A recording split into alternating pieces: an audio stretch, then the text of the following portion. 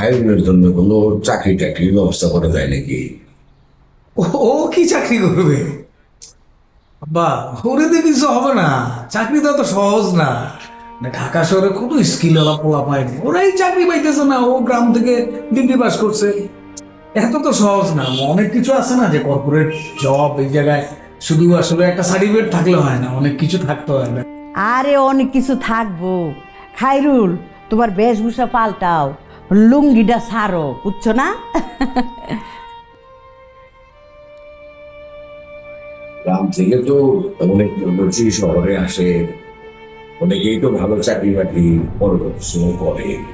সবাই যে শহর থেকে জন্ম নিয়ে শহরেই বড় হয়ে বড় চাকরি করে তা তো না।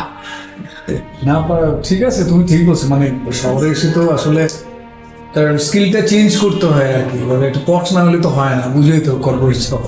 ঠিক আছে আপা, কোথায় কোথায় আমি আমি ফেরার পথে তোমার। জামাই, তুমি যাও, অফিসে যাও। বিয়ে সাহেব, বাজারে আমি যাই, কি খাইবেন কোন? বউ গেলাম। বাজারটা করে লই। কোন মাছ পছন্দ? আরে আপনি মেহমান মানুষ, আপনার এত কষ্ট করতে হবে না তো। আরে কি এর মেহমান? আমার মাইয়ের বাড়ি মানে তো আমারও বাড়ি, খালি কি আপনি গো বাড়ি? আমি বাজারে যাবো। আচ্ছা, টাকা পয়সা আমি লই আইতেছি।